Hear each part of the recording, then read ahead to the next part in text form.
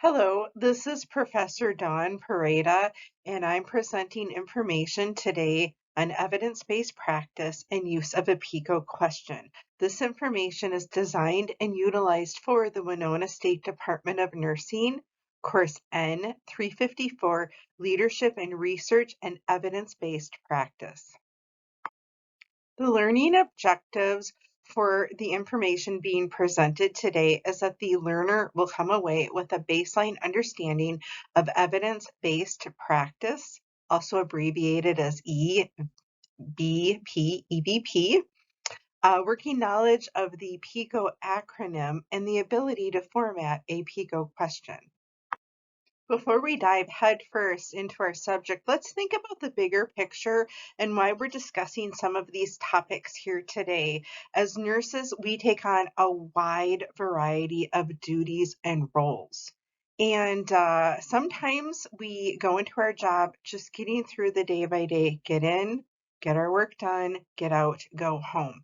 But in reality, that's not fair to our patients or even to our coworkers or to the practice of nursing itself. In reality, nurses need to go into their work environment, into their daily roles, and have a questioning attitude. What is the evidence behind the practice of what I'm doing? So often we're using outdated practices and policies to guide us. Without that questioning attitude, we may not be up to date on our current standards. So having that questioning mindset is crucial. Let's consider this example. At one time, neutropenic patients were cared for in a strict isolation environment. Because of nurses questioning that type of care for their patient, research was done and it was discovered that patients being cared for in strict isolation were having no greater benefit from being infection-free compared to those being cared for on a nursing floor where standard precautions and proper hand washing techniques were used. Those patients on the general floor with those precautions in place stayed infection-free at the same rate of those under isolation. So it really shows that nurses who are questioning can make positive changes in the practice of nursing and in the lives of their patients. Further research also demonstrated that those that were cared for in strict isolation fared worse because being isolated from their supports, loved ones, friends, and family delayed healing, and it sometimes led to death, they believe, because of hopelessness perceived by the patient. Taking this little bit of information that we've discussed so far into account, we have to look at the absolute bedrock of our nursing practice, and that is the evidence-based practice. So really, what does that mean in the day-to-day life of a nurse? Well, as it states in the slide, evidence-based practice applies or translates to research findings in daily patient care practices and clinical decision making. That's a lovely definition, but really, what does it mean? Well, it means as nurses, we have to use evidence-based practice to give out information that's no longer current in our nursing practice. We have to implement and use information that's validated through science and will really support the individual needs of each of our patients.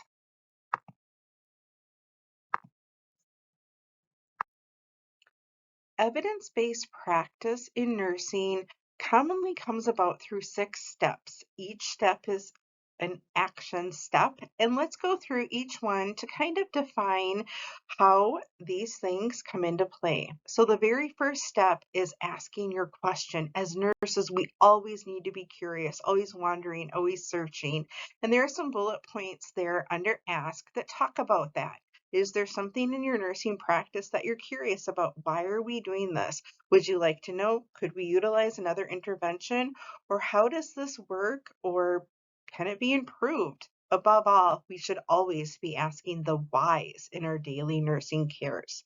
After we've asked quite a bit, we can look at the second step, which is obtaining current evidence. The way we go about this is to conduct a literature search by using a question that we created in step number 1, and that's the basis of our nursing inquiry. Once we've obtained, we're going to analyze the information that we've collected. This means you're going to sort through the data, your journal articles, you're going to read them, and then you're going to take some time to critique them and really take a good hard look at all of the information that you've collected.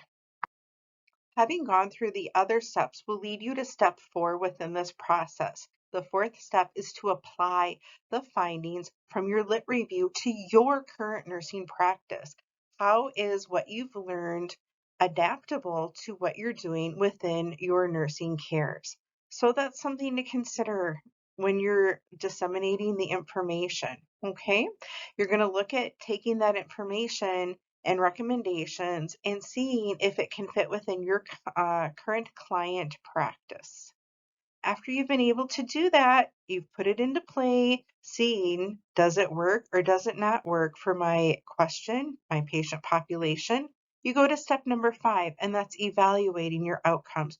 You're going to review the data and document the changes in patient care. You're going to look at the outcomes and see were they adaptable, and you're going to evaluate and summarize your outcomes. Having put all of that information together will lead you to the final step in your process, which is to share. You've done all this hard work, so say it loud and say it proud. Let other peers within the profession know what you've done.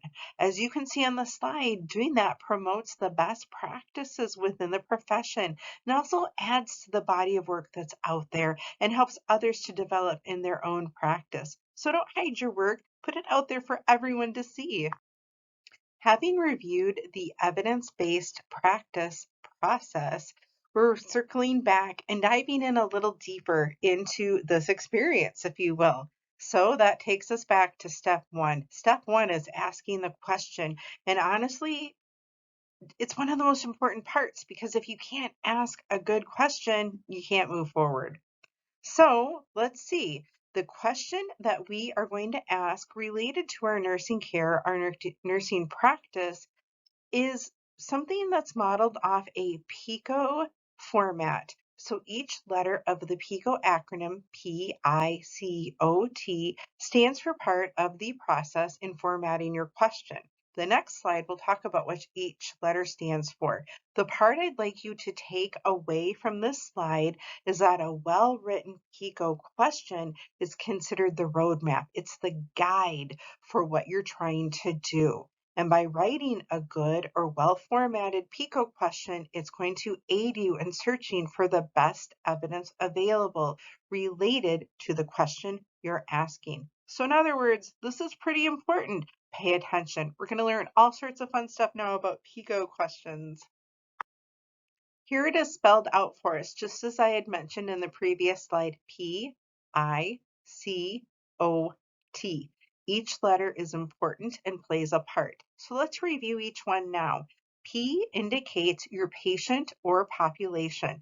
This is important to think about when writing your question because you may think, oh, that's easy. It's just this or this. But in reality, you have to be specific. You're looking for information for a specific population. As the slide states, think of the patient's age, their sex, or geographical location. Where in the world are they located when you want to look at them or study them? Each characteristic is special and needs to be carefully considered in writing your question. For example, if you want to write about a child, it's easy to say child, but you need to get more specific in your question. Would it be a baby, an infant, a toddler, a preschooler, perhaps an adolescent or teenager? You may specifically ask about children aged 6 to 10 years old, perhaps a young adult, a middle-aged person, or a geriatric population. Really defining the age group and other characteristics of your patient population will help to guide the search engine of your PICO question. So P is very important, probably why we start with it. Start with the important things first. Then we're going to move into I, which is your intervention or indicator. What that is it's the management strategy or perhaps testing, diagnostic testing, or exposure that you're going to try out in your situation. So that would be I. That moves us right into C, which is our comparing item, our control item. So you have to think, what are you going to compare against that you want to change or try out within your PICO question? Moving on from compare, we have outcome. That's pretty obvious. What is the outcome? We compared our intervention to our control, and what was the outcome? What was our end result with that? Lastly, we have T. T kind of finishes up the PICO in PICO question, and that's our time span. We talked about the neutropenic patient, so the time span would be the time they're hospitalized. Perhaps it's during surgery, perhaps it's during home visits. Time is important because, again, it's going to really help to zero in your question and what you're looking for. Writing a PICO question can be a bit of an intense process. So let's review a few tips that can make that process a little bit easier for you and hopefully clarify what you're doing to develop your PICO question. So first and foremost, be prepared to invest time in this. Writing a PICO question, even with a template or a format, which I'll share in a little bit, it doesn't speed up the process. You have to put a lot of thought into your PICO question so that it's well written, okay? This is going to save time and give you better results in your search process. We'll talk about this more, so hold on, all right? PICO questions should not be wordy. The reason is the words that you put through in your PICO question or in your review will be the exact words the computer is going to scan for within the literature. Think of that. The more words to be matched in reality, the less you're going to find. Or if you do find, it may not really be related to what you're looking for. Be succinct in your word choice. It will pay off. All right, PICO questions are always written in the past tense. When you're formulating your PICO question, it may not seem like you're writing in the past tense, but what you're looking for in your lit review is you're looking at experiences that have already happened. You're wanting to compare what you're doing in this present moment and comparing to what other peer experiences are doing. Again, our neutropenic patient. We're going to look at other hospitalizations who have moved those patients out of strict isolation into the general floor with precautions in place. Did they have a higher risk of infection? Well, we have to see what they've done to see how it can affect our patients. With that in mind, we then have to think about research questions. How will we know if it's a PICO question versus a research question? Well, research questions are written in present tense or even in a future tense because you're going to explore, write your question about what's going to happen. This is what I'm proposing. This is what I'm going to hypothesize will happen now and or in the future. Something to think about when you're writing your question. Few more things to think about writing that PICO question. We've talked about word choice being succinct and concise. Well, we're going to look at some more word choice because the choice of our words can lead to bias. We don't want to be biased. We want to keep open in the data collection process. So if we were to use words such as increased, improved, or even decreased, that can cause bias within our PICO question and search process. These are considered directional terms, and we need to, at all costs, stay away from them, all right? This means that if we use such terms, perhaps we used increased or improved. Well, if that were part of our term search used, then we would miss out on data that showed null, which is no improvement or kind of borderline, or decreased. That means we have a lot of information missing from our analyzation process within the evidence-based practice model. We want to be unbiased. We want to get all the information so we can perform at the best ability for our counterparts in the medical profession and for our patients, because ultimately our patients are depending on us. Okay, next bullet point here tells us, hey, you cannot change your PICO question once you have started your literature search. Wait, hold the phone. Why can't we change it? It's our product. It's our PICO question. It's our ultimate question here. Why can't we change it? We're the author. We're the creator, right? It would seem that way. But if you look in a little deeper, we've discussed in other lectures that everything we do in our research process has to be transparent. We can't hide anything. So once we put our PICO question into the search process, we have to be open about it and say, hey, this is the PICO question I've started with. This is what I put into play. And because of transparency, my PICO question wasn't very good. So then at that point, you would kind of go back to basics and reformulate another PICO question that may be better suited for the search you're trying to perform. Just be open and honest. Make notes on these things so that when you're sharing your data, sharing your work, you can let others know this is where I had some problems and this is where I had my successes. This is my last page of tips that I have for you in writing your PICO question. And so these are your last points to consider. In this process, you may find that your PICO question doesn't always match the change agent or the aspect that you were looking for when you initially started out on this journey. So that's something to think about. Why would that happen? Well, it's going to happen because a well-written, well thought out PICO question will lead you to the best practice to guide your answer and question process. It's not meant to point you towards the answer you're hoping for. It's meant to point you towards that empirical evidence. Something to keep in mind, because remember, we're pulling the bias out. We're being transparent. Okay? PICO questions, as it states here in our second bullet point, are not used to find evidence to support solutions that nurses have already decided is the right answer. This is not one theory or Professor Pareda theory. This is the theory of evidence-based practice and what's best for our patient. And that's what we're looking for in this entire process.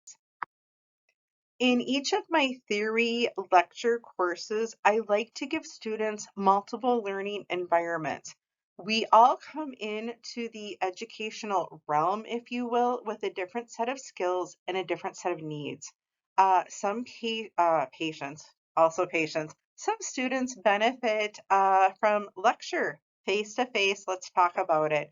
Other students prefer to read information, and that's why in each week, they're assigned reading, and hopefully they do that.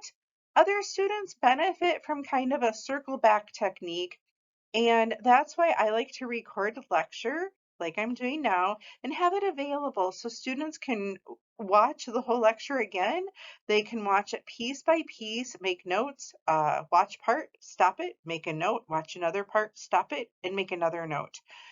Students may also benefit from a different approach. That's why I have videos links posted here. And in each of my videos, I like to give another supporting piece that they can go to maybe back up the information that's been presented to them.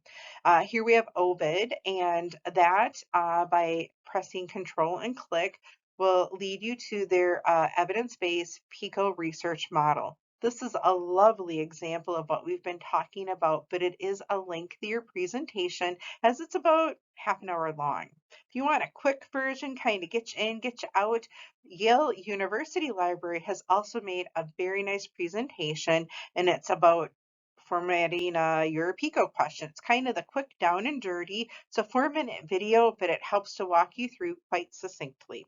Check them out. They're quite interesting. At this point within classroom lecture, I would post some type of a survey where students can chime in anonymously and really just let me know, hey, these are the areas I'm struggling. I'd say, hey, we're going to take a break. Please go ahead and fill out the survey and let me know areas that perhaps need further clarification. I like to just kind of review at a midpoint so we don't get too far into the information and leave a lot of students back in the dust confused. You really can't move forward if not everyone is on board and with you. So that's what this muddy point time is for.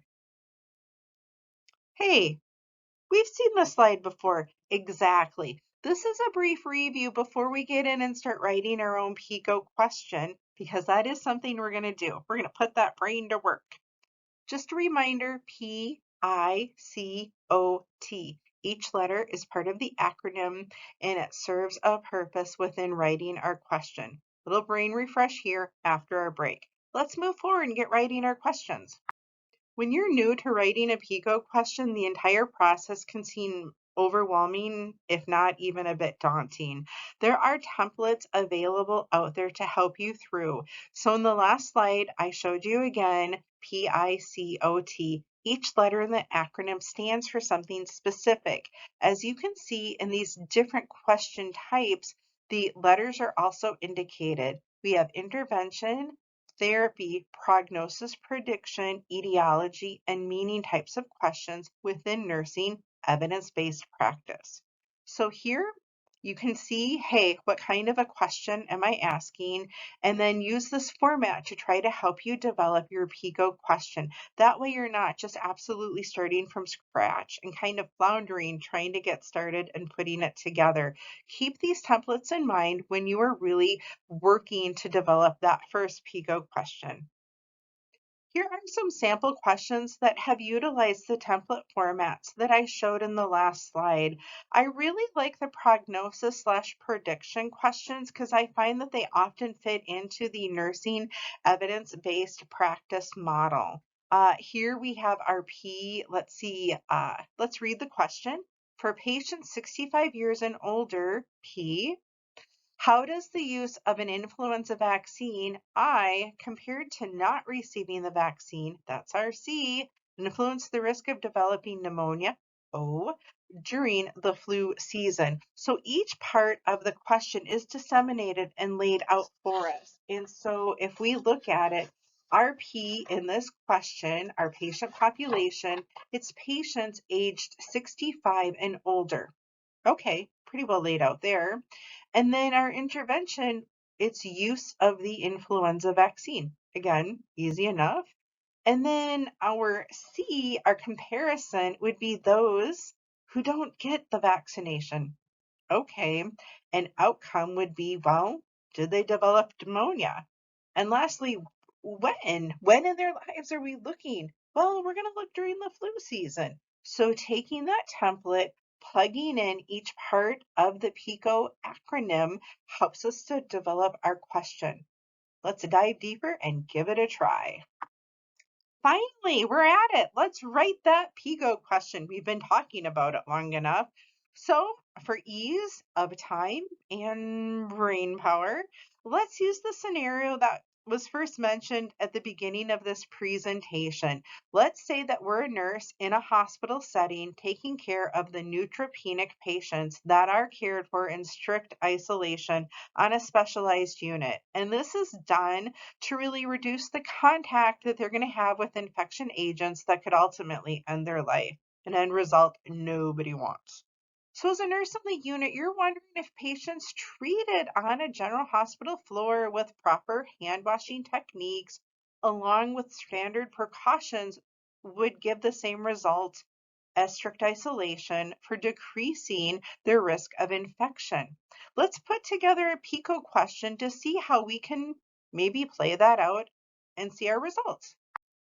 To ease us through the process, I have built in this slide and it shows each aspect of the PICOT acronym.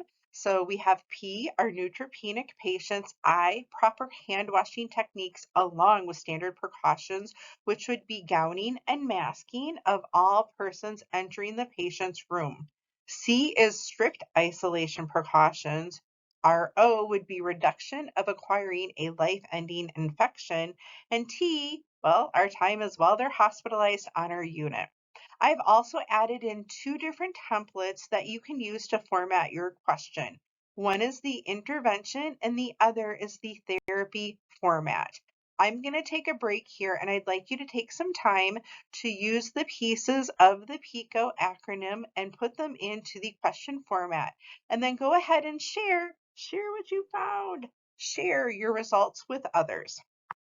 Since I'm asking you to share your PICO question, I think it's only fair that I share mine. Using the intervention template in formatting, my question is, in neutropenic patients, P, how do proper hand washing techniques and standard precautions, I, compared to strict isolation, C, affect the reduction of acquiring a life-ending infection, O, while the patient is hospitalized? That's my PICO question, and that's what I would use to move forward in my evidence-based practice.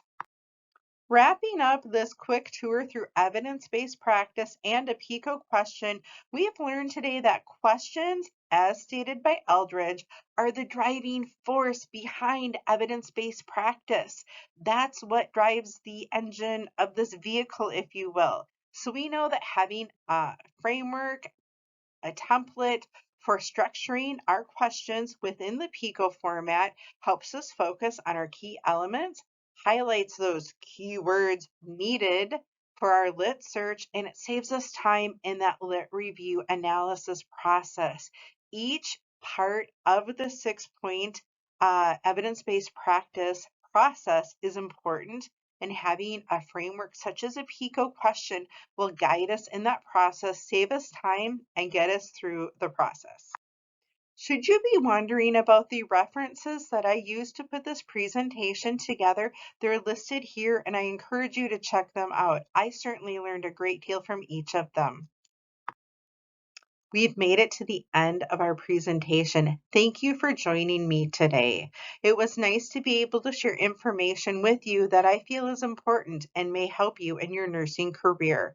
Again, my name is Dawn Pareda. Below my name is my Winona State email address. Please feel free to reach out to me at any time. I'd love to hear from you. And listed below my email address is my YouTube channel. If you go into YouTube and just Google up Dawn Pareda, it will pull up my channel. And by going into my channel, you can easily view any of the recorded sessions that I have there. They are currently intended for the N354 classroom, but they are available for you to review as well. Again, thank you for your time. Bye.